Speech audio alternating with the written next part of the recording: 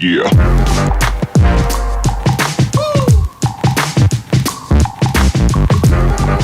Seja bem-vinda, seja bem-vindo. Tá no ar o Ser Vasco, seu canal vascaíno, por aqui Luiz Fernando, e eu vou fazer para você um vídeo curto, mas um vídeo bastante contundente, um vídeo de um assunto que está incomodando bastante o torcedor vascaíno, na verdade desde domingo, né? Desde aquilo que aconteceu no jogo contra o Palmeiras, aquele erro, mais um erro clamoroso de arbitragem contra a gente.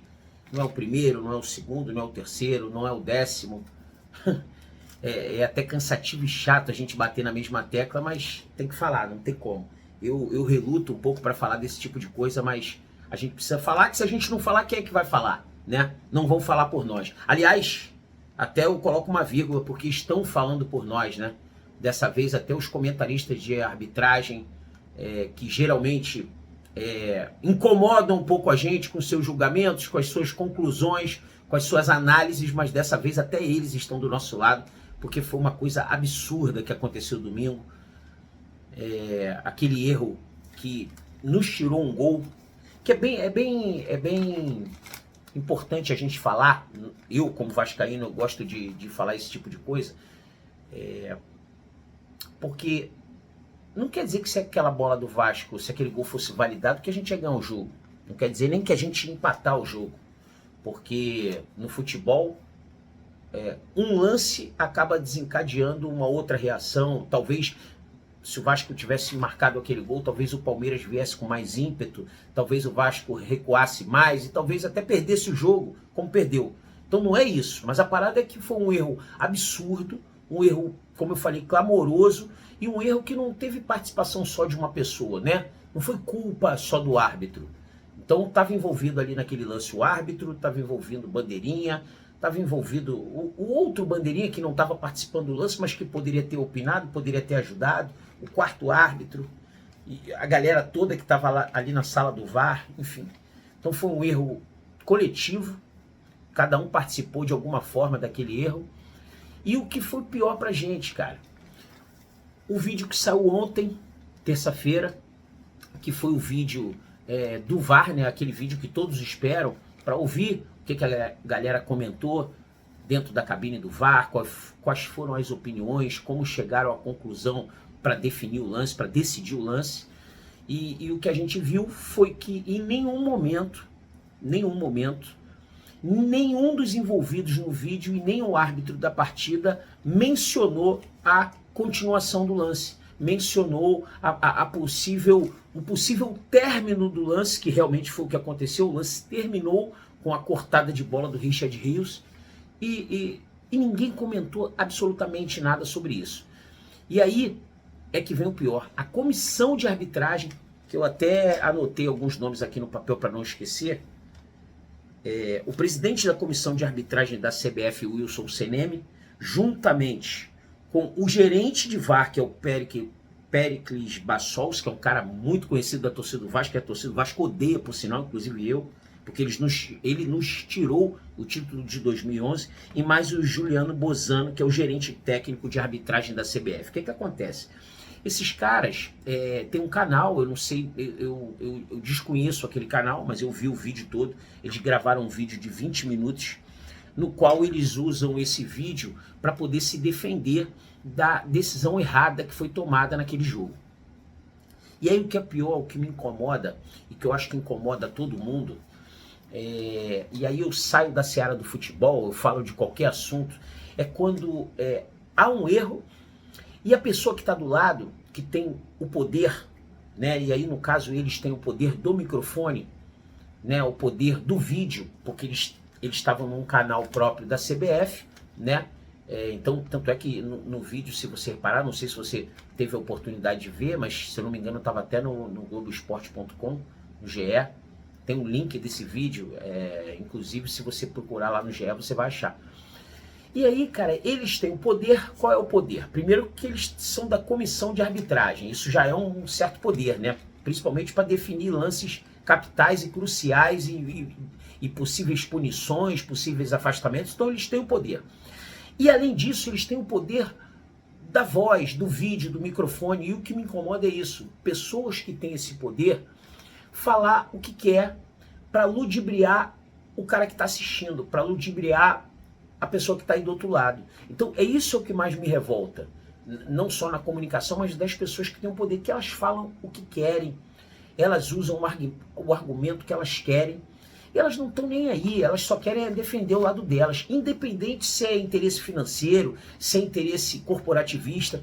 Cara, o que os caras fizeram no vídeo, tentando convencer que o juiz estava certo, que a decisão do campo estava correta, pô, foi um absurdo, cara. Foi um absurdo, tanto é que os próprios comentaristas de arbitragens, que são profissionais, que hoje estão aposentados, não exercem mais a função, mas são profissionais e conhecem do assunto. E tenho certeza que por mais que eles não sejam da geração do VAR, eles são caras atualizados. Obviamente, porque se eles precisam comentar, eles têm que estar atualizados em relação à regra, em relação à VAR, em relação à decisão, né? A que decisão tomar. E aí os caras foram extremamente brincantes, né? Eu vou usar esse adjetivo para não agredi-los ainda mais com palavras que são caras que, para mim, são deletérios. São deletérios. Quando o cara toma uma atitude dessa que toma para poder ludibriar alguém, enganar e criar uma narrativa para se defender ou defender a classe, para mim isso é desculpa, porque eu tento me segurar, mas eu não consigo. Para mim isso é um vagabundo. O cara que faz isso é um vagabundo. E esses caras agiram de vagabundagem para tentar explicar o lance. Então, só para resumir o que eles tentaram fazer, o que eles tentaram dizer? Primeiro, que eles tentaram dizer que o lance que não houve término do lance, que houve continuidade daquele mesmo lance. Eu estou usando aqui meus termos, tá?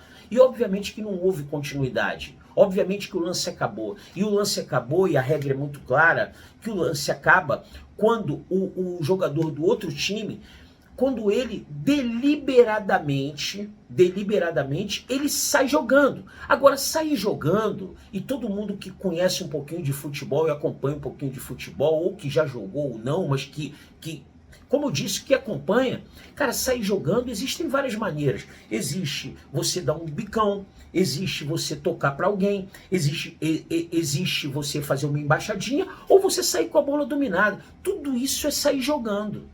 Tudo isso é sair jogando. O que não poderia acontecer que caracterizaria o mesmo lance? Se a bola tivesse rebatido no jogador, ou seja, batido nele, né? O cara chutou, pegou no jogador e foi para outro, ou pegou no jogador e foi para fora, ou o jogador só tentou se defender da bola. Não foi o caso. Ou também, eles até explicaram, ou também se o jogador estivesse apenas fazendo uma defesa, né? Não quer dizer que só o goleiro pode fazer defesa. Por exemplo, quando o Verratti cabeceia para o gol, o zagueiro faz uma defesa. Ele tira a bola. Ali ele não está tocando para ninguém, ele está só rechaçando ela. Ele está só tirando ela dali no susto, vamos dizer assim. E aí quando ela volta para o Verratti e que ele cruza para a área procurando alguém do Vasco, aí sim o Richard Rios, que é o cara que corta, cara, ele corta sozinho. O jogador do Vasco que está mais próximo dele está uns 2 metros, 2,5 metros de distância dele. Então ele não estava pressionado por ninguém, ele estava sozinho. E ele corta a bola, como eu falei antes, deliberadamente, conscientemente. E mais, eles ainda tentam justificar que mesmo que essa bola seja cortada conscientemente, se ela não sair do entorno da grande área, que não é considerado o término do lance. Só que quando o Paulinho domina a bola, o Paulinho está literalmente na metade do campo do Palmeiras, do campo defensivo. Então, ou seja, a posição que ele está entre a área e o meio-campo, ele está na metade. Então, ou seja, ele sai do entorno da área. O entorno da área é perto da área. Se você está no meio, entre a área e o meio-campo, você não está mais no entorno da área.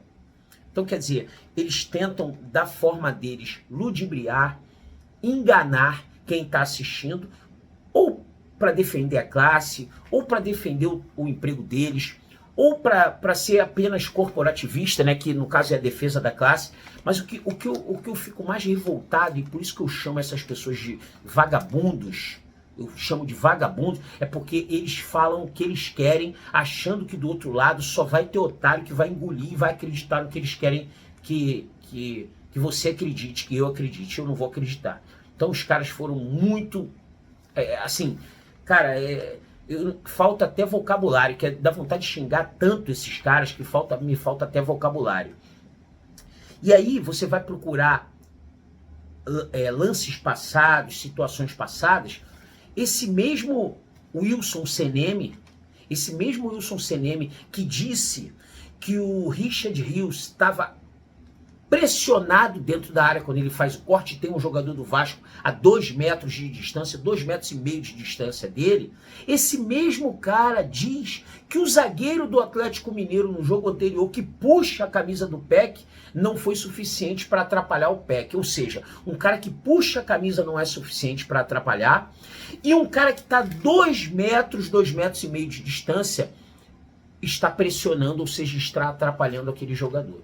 Então, quer dizer, você vê que o cara muda o discurso conforme o interesse dele. É isso que me irrita das pessoas.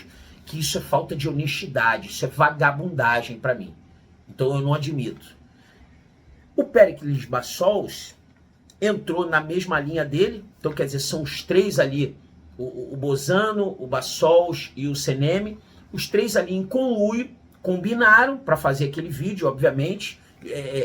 Armaram um discurso para tentar enganar, e na minha opinião não enganaram ninguém, só se enganou ali quem quis ser enganado, e vem com essa historinha, com esse blá blá blá, com essa historinha do Boitatá. Então eu acho uma sacanagem isso, é inadmissível, e o que eu falo sempre, eu já falei aqui em lives anteriores, enquanto não tiver punição exemplar para quem fere, prejudica o espetáculo, esquece o Vasco da Gama.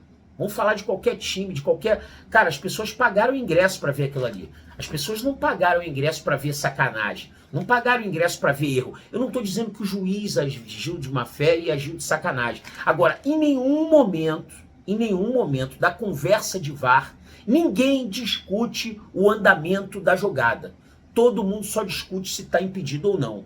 Agora, o impedimento não foi assinalado pelo bandeirinha, ou seja, o lance continuou. Quando o lance continua, o Verrete, ele cruza para a área. Quando ele cruza para a área, o Richard Rios acaba com o lance, quando ele deliberadamente, conscientemente, sem ninguém do lado dele, ele dá um bicão para frente. Esse bicão sai do entorno da grande área, o Paulinho domina a bola na metade do caminho entre a grande área e o meio campo e faz o gol. Ou seja, o gol é super legal.